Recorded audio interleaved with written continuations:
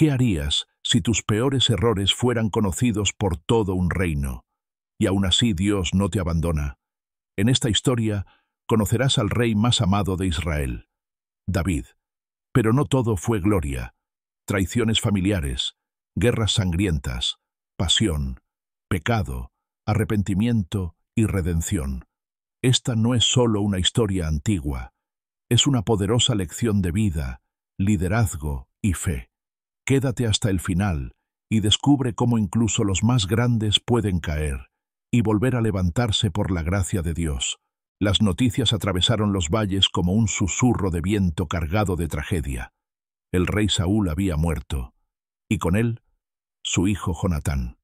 En medio del luto y la confusión de Israel, un hombre corría por las colinas con la túnica rasgada y polvo sobre su cabeza. Llevaba consigo una corona, la corona del rey caído. En una aldea de Ziclac, David se encontraba en silencio. Su mirada estaba fija en el suelo cuando el mensajero llegó. Al saber que Saúl y Jonatán habían muerto, David no celebró, no sonrió, sino que rasgó sus vestiduras y rompió en llanto. El canto que entonó fue un lamento desgarrador. «¿Cómo han caído los valientes en medio del combate? Jonatán, hermano mío, cuánto me dolía perderte». Pero mientras el pueblo lloraba y el canto se apagaba en los labios del ungido, una pregunta empezó a resonar en los corazones de todos. ¿Quién será ahora el rey de Israel? Y así, en medio del duelo, David levantó su rostro al cielo, sabiendo que el destino del reino estaba por cambiar para siempre. El eco de la tragedia aún flotaba en el aire cuando David consultó a Dios. ¿Debo subir a alguna de las ciudades de Judá? La respuesta fue clara. Sube a Hebrón. Fue allí donde los hombres de Judá lo ungieron rey, pero su reinado no fue aceptado por todos. Mientras David gobernaba desde Hebrón, otro hombre, Is-Boset, hijo de Saúl, fue proclamado rey por el general Abner. Así, el reino quedó dividido. Judá seguía a David, el resto de Israel a Is-Boset. No tardaron en llegar los conflictos. Tropas lideradas por Abner, el hábil comandante del norte, se enfrentaron a las de Joab, el feroz general de David. Lo que comenzó como una batalla de honor entre jóvenes, terminó en una matanza entre hermanos. Israel estaba en guerra consigo mismo, y el trono dividido parecía cada vez más inestable. Pero David no buscaba el poder a través de la sangre. Mientras otros se dejaban llevar por el odio, él esperaba, sabiendo que el tiempo de Dios no falla. Y así, mientras las espadas chocaban y las alianzas se rompían, en las sombras empezaba a gestarse una traición que cambiaría el rumbo del reino. La tensión crecía. Abner, leal hasta entonces a la casa de Saúl, empezó a ver lo inevitable. Is-Boset no tenía el temple para reinar. Un simple reproche bastó para quebrar la relación entre ellos. Humillado, Abner decidió cambiar de bando. Envió mensajeros a David con una oferta imposible de ignorar. Todo Israel se uniría bajo su reinado, si Abner podía negociar la transición. David aceptó, pero impuso una condición: que Mical, su esposa y antigua hija de Saúl, le fuera devuelta. Era más que amor, era un gesto político. Abner, con astucia y diplomacia, logró convencer a los ancianos de Israel. Habló con líderes tribales, selló acuerdos y prometió unidad bajo David. Por primera vez, la esperanza de un reino unido parecía cercana, pero el plan no agradaba a todos. Joab, el general de David, no confiaba en Abner. Lo acusaba de traición y aún guardaba rencor por la muerte de su hermano, Asael, en manos del mismo Abner durante una antigua batalla. Y entonces, en un acto de venganza y desobediencia, Joab engañó a Abner y lo asesinó a sangre fría. La noticia estremeció al reino. David, horrorizado, lloró públicamente por Abner, dejando claro ante todo el pueblo que aquella traición no llevaba su sello. Pero la muerte de Abner no solo desató luto, también desató consecuencias, porque un reino sin su protector queda expuesto, y el trono de Is-Boset estaba a punto de tambalearse Con Abner muerto, la casa de Saúl quedó desprotegida. Is-Boset, débil y temeroso, se encerró en su palacio. El rumor de su fragilidad se extendió por toda la tierra como viento antes de la tormenta. Los jefes de tribus comenzaban a dudar. El norte ya no veía en él a un rey, sino a un hombre solo, sostenido por el recuerdo de su padre. Fue entonces cuando dos capitanes de su propio ejército, traicioneros y ambiciosos, entraron en acción. En plena noche, se infiltraron en la casa real. Mientras Is-Boset dormía, lo asesinaron sin piedad, decapitándolo y llevando su cabeza a David como si esperaran una recompensa. Pero se equivocaron. David no celebró. Miró con repulsión aquel trofeo sangriento y pronunció juicio inmediato.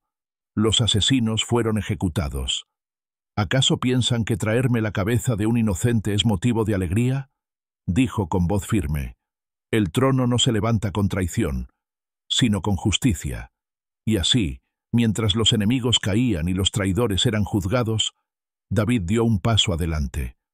Porque con Is-Boset muerto, ya no quedaban obstáculos entre él y la corona de todo Israel. Era el momento que había esperado durante años, el momento prometido por Dios. Y cuando finalmente llegó la invitación de los ancianos de Israel, David supo que el reino estaba a punto de cambiar para siempre. Las 12 tribus, cansadas de divisiones, enviaron delegados a Hebrón. Frente a ellos, David no era un extraño, sino un pastor convertido en guerrero, un líder que había esperado pacientemente, confiando en la promesa divina. Tú fuiste quien dirigió a Israel incluso cuando Saúl era rey, le dijeron. El Señor te ha escogido para ser pastor de su pueblo. Allí, en un pacto solemne, lo ungieron como rey de todo Israel. La primera gran decisión de David fue estratégica: conquistar una ciudad que hasta entonces nadie había podido tomar. Jerusalén, el corazón neutral entre las tribus, se convirtió en su nuevo trono. Allí fundó su reino, y desde entonces la ciudad se llamó la ciudad de David. No era solo una conquista militar, era un acto simbólico. Jerusalén sería el lugar donde la fe, la política y la historia se entrelazarían. El reino comenzó a fortalecerse. David construyó palacios, estableció alianzas y reunió a los mejores hombres de guerra. Hiram, rey de Tiro, le envió materiales y artesanos para ayudarle. El poder de David crecía, pero también su responsabilidad ante Dios. Y mientras la ciudad se levantaba en esplendor, el rey comenzó a preparar algo aún más importante: la llegada del Arca del Pacto. El símbolo sagrado de la presencia de Dios estaba a punto de regresar al centro del pueblo. David sabía que un reino sin la presencia de Dios era solo un castillo de piedra. Por eso, ordenó traer el Arca del Pacto a Jerusalén. Ese cofre sagrado, testigo de antiguos milagros, debía ocupar el centro de la nueva nación. Con gran alegría, David y una multitud se pusieron en marcha. Músicos, cantores, guerreros y sacerdotes llenaban el camino de danzas y alabanzas. El rey mismo, con túnica sencilla, danzaba con todo su corazón delante del arca, sin vergüenza ni orgullo. Pero la jornada no estuvo libre de tragedia. Cuando los bueyes que llevaban el arca tropezaron, un hombre llamado Uza extendió la mano para evitar que cayera. Al tocarla, cayó muerto al instante. El pueblo se detuvo, aterrorizado. David también temió.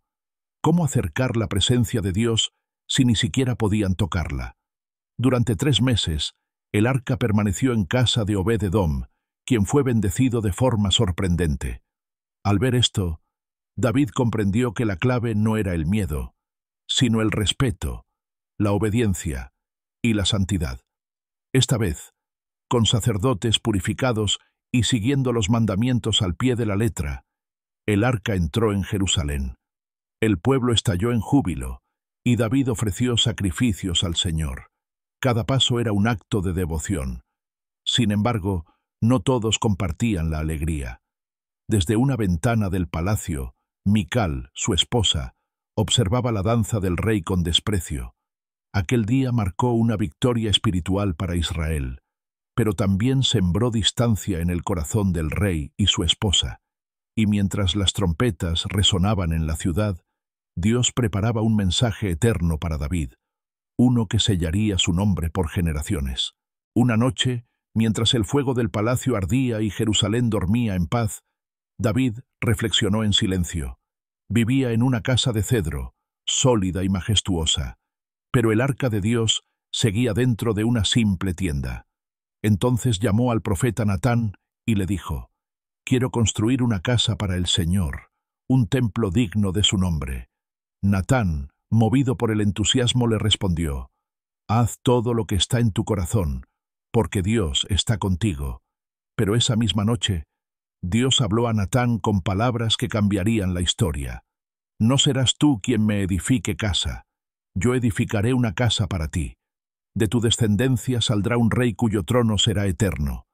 Yo seré su padre, y él será mi hijo». Al escuchar el mensaje, David se postró ante Dios, conmovido. No le fue permitido construir el templo, pero recibió algo mucho más grande: un pacto eterno. Su linaje sería portador de una promesa divina. El rey no pidió más, solo dio gracias con humildad. «¿Quién soy yo, Señor, y qué es mi casa, para que me hayas traído hasta aquí?» Desde aquel día, David no fue solo un guerrero o un rey. Fue portador de una profecía, una promesa que anunciaba la venida de un reino sin fin. Pero mientras la bendición crecía, también lo hacía el peligro. Porque en los tiempos de paz, el corazón del hombre puede olvidar lo sagrado. La primavera llegó, y con ella las campañas de guerra. Mientras los ejércitos de Israel marchaban hacia la batalla, David decidió quedarse en Jerusalén. Una tarde, desde la azotea de su palacio, el rey vio a una mujer bañándose. Su belleza lo cautivó al instante. Era Betsabé, esposa de Urías, uno de sus soldados más fieles. David mandó llamarla, y ella acudió. Aquella noche marcó el inicio de un pecado que el rey jamás imaginó hasta dónde lo llevaría. Betsabé quedó embarazada. Intentando encubrir su falta, David hizo volver a Urías del frente, con la esperanza de que pasara la noche con su esposa. Pero Urías, fiel a sus compañeros de guerra, se negó a disfrutar del hogar mientras otros luchaban. El plan fracasó. Entonces, en un acto frío y calculado, David escribió una carta al general Joab, ordenando que Urías fuera puesto en la línea de fuego más peligrosa y abandonado. Y así ocurrió. Urías cayó en batalla. Tras el luto, David tomó a Betsabé como esposa. A los ojos del pueblo, todo parecía resuelto. Pero Dios había visto. El silencio del cielo no era olvido. Era el anuncio de una visita divina. Porque el trono puede esconder secretos, pero nunca puede esconderse de la justicia de Dios. Y mientras el hijo de Betsabé crecía en el vientre, alguien llamaba a las puertas del palacio: el profeta Natán. El profeta Natán entró al palacio con rostro solemne. No acusó a David directamente. En lugar de eso, le contó una historia. Había dos hombres en una ciudad. Uno era rico, con muchas ovejas y vacas. El otro, pobre, solo tenía una pequeña corderita que había criado como a una hija. Un día, el hombre rico, en lugar de tomar de su propio rebaño, robó la única corderita del pobre para ofrecérsela a un visitante. David se encendió en ira. «Ese hombre merece la muerte», gritó. Natán lo miró a los ojos y con voz firme pronunció las palabras que atravesaron el alma del rey: «Tú eres ese hombre». El silencio cayó como una espada. Natán continuó, revelando cada detalle del pecado. David no negó nada. No huyó ni justificó. Cayó de rodillas y dijo: «He pecado contra el Señor». El profeta anunció el juicio. El hijo de Betsabé moriría, y la espada no se apartaría de su casa. Sin embargo, también habló de misericordia. «No morirás tú, porque te has arrepentido de corazón». Días después, el niño enfermó gravemente. David ayunó, oró, se postró en tierra, implorando por su vida. Pero el niño murió. Tras el dolor, David se levantó, se lavó, adoró a Dios y volvió con Betsabé. Dios no solo lo perdonó, también les dio otro hijo, al que llamaron Salomón, y el Señor lo amó. El pecado había dejado cicatrices, pero también había abierto la puerta a una redención que solo nace del quebranto sincero. Sin embargo, la espada seguía su curso, y ahora el enemigo surgía desde dentro del corazón de su propia casa. Los años pasaron, pero la profecía de Natán se mantenía viva. La espada no se apartaría del hogar de David. El primer golpe vino desde su propio hijo, Amnón. Amnón, cegado por el deseo, violó a su hermana Tamar. Después la despreció y la dejó en vergüenza. Tamar, rota en su dignidad, se refugió en casa de su hermano Absalón, quien no dijo nada, pero no olvidó. David, aunque se enojó al conocer lo ocurrido, no hizo justicia. El silencio del rey fue el combustible de una venganza que crecía en secreto. 2 años después, Absalón organizó un banquete y allí, con sangre fría, mandó matar a Amnón. El hermano se convirtió en asesino y luego en fugitivo. Huyó lejos y por 3 años no vio el rostro de su padre. El corazón de David se debatía entre la justicia y el amor. Quería ver a su hijo, pero no podía ignorar lo que había hecho. Finalmente, permitió que Absalón volviera a Jerusalén, pero sin verlo. Absalón pasó 2 años más en la ciudad, sin audiencia con el rey. Aquella distancia no apagó el fuego, lo avivó. Absalón era apuesto, carismático, y comenzó a ganarse el corazón del pueblo. Mientras David se encerraba en su dolor, su hijo tejía una rebelión en las sombras, porque a veces el mayor enemigo no viene de afuera, sino de quienes deberían estar más cerca. Absalón comenzó a moverse con astucia. Se paraba junto a la entrada del palacio, escuchaba las quejas del pueblo y les hablaba con dulzura. «Si yo fuera juez en Israel, haría justicia por ti», decía. Y así, día tras día, Absalón robó el corazón de los hombres de Israel. Después de 4 años, se sintió listo. Pidió permiso a su padre para ir a Hebrón a cumplir un voto, pero en secreto envió mensajeros por todas las tribus. Cuando el sonido de las trompetas retumbó, un grito se alzó en el reino. «Absalón es rey en Hebrón». David, al escuchar la noticia, supo que no podía quedarse. Jerusalén no estaba preparada para la guerra. Salió con sus siervos, descalzo y con la cabeza cubierta, llorando mientras subía al monte de los olivos. El mismo rey que había conquistado gigantes ahora huía de su propio hijo. Pero David no estaba solo. Algunos fieles lo siguieron, entre ellos Itai el geteo, el sacerdote Sadoc, y Husai, su consejero leal. Cada uno tomó su lugar en un plan que aún podía cambiar el destino del reino. Mientras tanto, Absalón entró en Jerusalén con arrogancia y fue recibido como un nuevo rey, pero ignoraba que entre sus filas había traición y que Dios aún no había hablado por última vez. Y así, padre e hijo se preparaban para enfrentarse en el campo de batalla. Una guerra que no solo pondría en juego un trono, sino también los corazones de toda una nación. David reorganizó a sus hombres en 3 escuadrones y los dirigió hacia el bosque de Efraín. Antes de partir, dio una orden que sorprendió a todos. «Traten con cuidado al joven Absalón, por amor a mí». El ejército de Absalón era numeroso, pero aquel día el bosque se volvió enemigo de los rebeldes. El terreno accidentado, los árboles espinosos y los desfiladeros causaron más muertes que la espada. Israel cayó ante los hombres de David. Y entonces ocurrió. Absalón, montado en su mula, se adentró en el espesor del bosque. Su larga cabellera, símbolo de su orgullo, quedó enredada en las ramas de una encina. La mula siguió su camino, y él quedó colgando, indefenso, entre el cielo y la tierra. Un soldado lo vio, pero temió matarlo, recordando la orden del rey. Fue Joab quien, al enterarse, desobedeció sin dudar. Tomó 3 lanzas y atravesó el pecho de Absalón. La rebelión terminó en ese instante. Cuando la noticia llegó a David, no preguntó por la victoria, solo por su hijo. «¿Está bien el joven Absalón?», insistía, una y otra vez.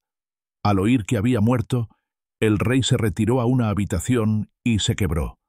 «Absalón, hijo mío, Absalón, ¿quién me diera haber muerto yo en lugar de ti?» La nación celebraba la victoria, pero el corazón del rey estaba en ruinas, porque en la cima del poder, David descubría lo más doloroso, que ningún trono vale más que un hijo perdido. Y mientras lloraba en soledad, el rey no esperaba una respuesta. ¿Se levantaría David de nuevo? ¿O caería con su dolor? La victoria estaba ganada, pero el pueblo regresó al campamento en silencio, como si hubieran perdido. La tristeza del rey opacaba todo. Las tropas, que arriesgaron la vida por él, caminaban con la cabeza baja. Entonces Joab, siempre directo, entró al palacio y le habló sin rodeos. «Has deshonrado a los que salvaron tu vida. Hoy amas a los que te odian y aborreces a los que te aman. Si no sales a hablarles, no te quedará ni un solo hombre esta noche». David entendió. Se levantó, se sentó a la puerta de la ciudad, y cuando el pueblo lo vio, volvió a él. El rey estaba de pie otra vez, pero la restauración no fue simple. Al regresar a Jerusalén, David encontró una nación dividida. Muchos aún estaban heridos, otros resentidos y algunos confundidos. Para unir al reino, David perdonó públicamente a sus enemigos, incluso a Simei, aquel que lo maldijo cuando huía. Sin embargo, la estabilidad seguía siendo frágil. Un hombre llamado Seba, oportunista y audaz, alzó una nueva rebelión. La respuesta del rey fue inmediata.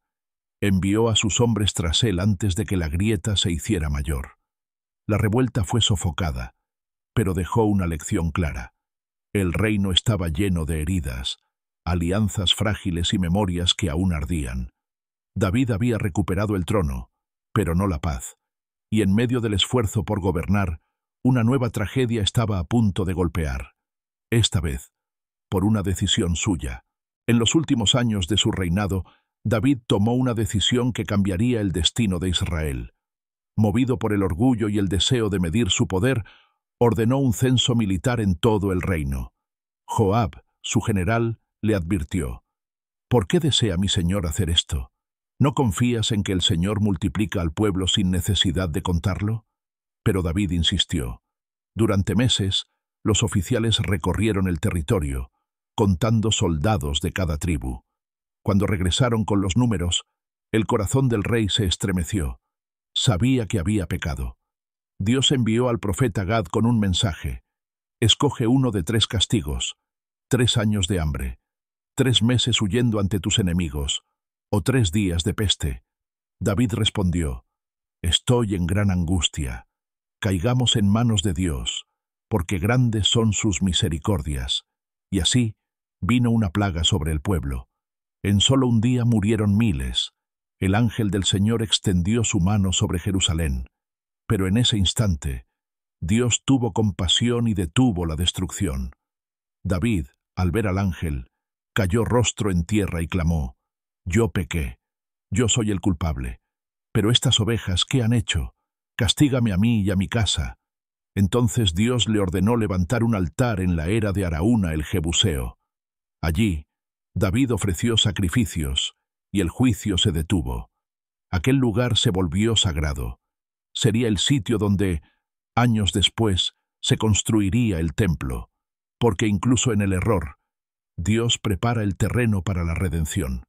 Y a pesar del castigo, el Señor nunca deja sin respuesta a un corazón verdaderamente arrepentido. Tras la peste y la restauración del altar, David volvió a organizar su reino, recordando a quienes fueron su escudo en los días oscuros. Mandó escribir el nombre de sus guerreros más fieles, los valientes de David, hombres que se enfrentaron a gigantes, que defendieron campos de lentejas, que se infiltraron en campamentos enemigos solo para traerle agua del pozo de Belén. No eran solo soldados, eran hermanos de batalla. Pero no todo eran homenajes. Había asuntos pendientes de justicia. Una antigua deuda de sangre ensombrecía a Israel. Saúl había roto un pacto con los gabaonitas, matando a muchos de ellos injustamente. Durante el reinado de David, hubo hambre en la tierra por 3 años, y Dios reveló que el motivo era esa injusticia olvidada. David se reunió con los gabaonitas, quienes pidieron una reparación dolorosa, entregarles a 7 descendientes de Saúl. David accedió, y los hombres fueron ejecutados. Fue un acto duro, pero necesario para sanar una herida nacional. Rizpa, madre de 2 de ellos, se sentó junto a los cuerpos durante meses, espantando aves y fieras, sin moverse, hasta que David supo de su fidelidad. Entonces mandó recoger los huesos de los caídos, incluyendo los de Saúl y Jonatán, y les dio sepultura digna. Con aquel acto, el reino encontró finalmente descanso, pero David ya sentía que su tiempo se acercaba, y antes de despedirse del poder, tenía aún una canción por entonar y un legado por dejar. Ya en sus últimos días, David tomó el arpa que había tocado en su juventud y compuso un canto. No era una canción de guerra, sino de gratitud. Sus palabras no eran de un rey que se gloría, sino de un siervo que reconoce que todo lo que tuvo y logró fue por la mano de Dios. El Señor es mi roca, mi fortaleza y mi libertador, cantó. Él me sacó a un lugar espacioso, me libró porque se agradó de mí. En ese canto, David recordó sus batallas, sus errores, sus persecuciones, y sobre todo, la fidelidad de un Dios que nunca lo abandonó. El guerrero que enfrentó gigantes, el pastor que fue ungido en secreto, el rey que danzó ante el arca y lloró por su hijo, ahora se reconocía pequeño ante el Dios que lo eligió. Sus palabras resonaron en todo el reino como un eco de fe. Con tu ayuda puedo avanzar contra cualquier ejército. Contigo, Dios mío, puedo escalar murallas. Fue su testamento espiritual. No habló de riquezas ni conquistas, sino de confianza, redención y propósito.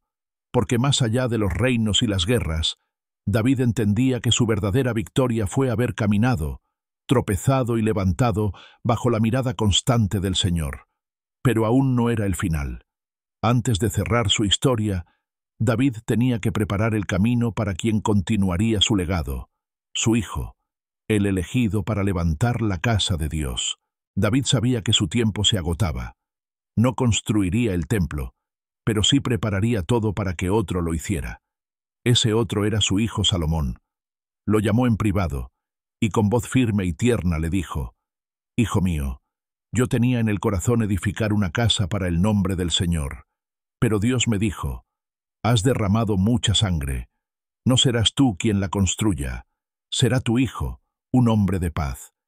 Y entonces le encomendó su mayor deseo: sé fuerte y valiente, cumple los mandatos del Señor. Si lo buscas, lo hallarás. Si lo abandonas, Él te desechará para siempre. David no solo le entregó palabras, también proveyó oro, plata, planos, materiales y obreros. Cada detalle del templo fue diseñado con amor y reverencia. Convocó a los líderes de Israel y proclamó públicamente: mi hijo Salomón es joven e inexperto, pero Dios está con él. Apóyenlo, porque esta obra es grande. No es para hombre, sino para el Señor. Así, frente al pueblo, David bendijo a su hijo y oró: Dios de nuestros padres, guarda para siempre esta voluntad en el corazón de tu pueblo, y guía a Salomón con corazón perfecto. Salomón lo escuchaba con atención. Sabía que no solo heredaba un trono, sino un propósito divino. Y mientras el pueblo celebraba con gozo, el rey anciano observaba en silencio. Había sembrado, luchado, fallado y vuelto a empezar. Ahora solo quedaba entregarse al descanso, sabiendo que lo más grande de su historia aún estaba por cumplirse, en las generaciones futuras. Aunque a David no le fue permitido construir el templo, dejó cada detalle preparado. Sus últimos años los dedicó a reunir materiales, organizar obreros y dejar instrucciones precisas para la casa del Señor. En reuniones solemnes, David llamó a los levitas, a los sacerdotes, a los músicos, a los artesanos, y les habló con fervor: esta obra no es para un hombre, sino para Dios. Dadlo todo, porque el lugar donde habitará su nombre debe reflejar su gloria. El pueblo respondió con generosidad.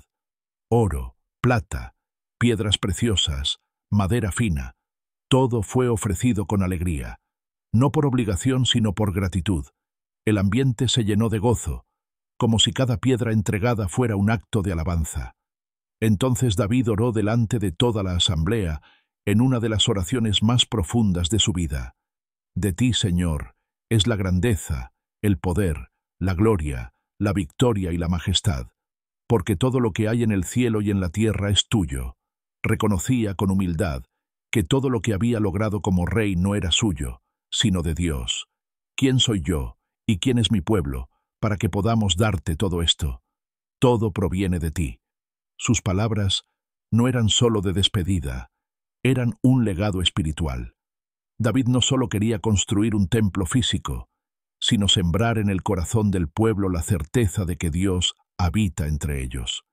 Y mientras los preparativos avanzaban, una nueva generación se levantaba, dispuesta a convertir los planos de David en una realidad gloriosa. Los días de David llegaron a su fin. Después de haber gobernado 40 años, 7 en Hebrón y 33 en Jerusalén, el rey anciano sintió que su tiempo en la tierra se desvanecía, pero no tenía miedo. Había conocido la guerra, el pecado, el perdón y el amor de Dios en lo más profundo. Llamó nuevamente a Salomón, esta vez como padre que se despide, no como rey que instruye. Yo sigo el camino de todos los hombres en la tierra. Esfuérzate y sé hombre. Guarda los mandamientos del Señor tu Dios, anda en sus caminos. Si lo haces, prosperarás en todo lo que emprendas. David no dejó instrucciones sobre riquezas ni estrategias de poder. Solo una cosa: fidelidad a Dios.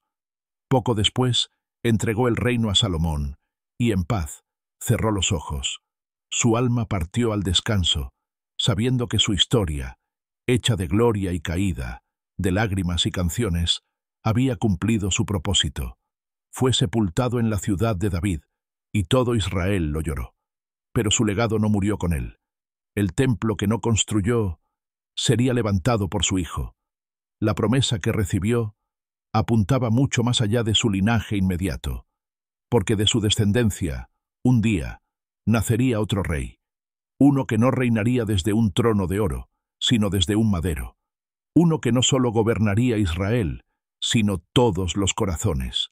La historia de David no termina con su muerte. Su vida fue una semilla, y Dios ya había prometido que de su linaje nacería un reino sin fin. Generaciones después, cuando muchos habían olvidado al pastor de Belén, nació en esa misma ciudad un niño envuelto en pañales, acostado en un pesebre. Aquel niño no sería un rey según los hombres, sino el cumplimiento de una profecía eterna. Jesús, hijo de David, Mesías prometido. Todo lo que David vivió, la lucha, el dolor, el arrepentimiento, la alabanza, la esperanza, apuntaba a él. Y así, el trono de David no quedó vacío. Fue elevado a lo eterno, sostenido por la fidelidad de Dios. Porque 2 Samuel no es solo un relato de guerras y reyes, es la historia de cómo, incluso en la debilidad humana, Dios obra con poder, de cómo la gracia transforma al pecador en instrumento, y de cómo la promesa de un reino eterno, nacido en lo secreto, sigue viva, para todos los que creen. Y tú, que has llegado hasta aquí, recuerda, si Dios pudo levantar a un pastor y convertirlo en rey, también puede levantarte a ti y usar tu vida para algo eterno. Si este video tocó tu corazón, suscríbete, comenta, dale like y comparte. A ti no te cuesta nada, y a nosotros nos ayudas muchísimo a seguir compartiendo más historias de sabiduría eterna.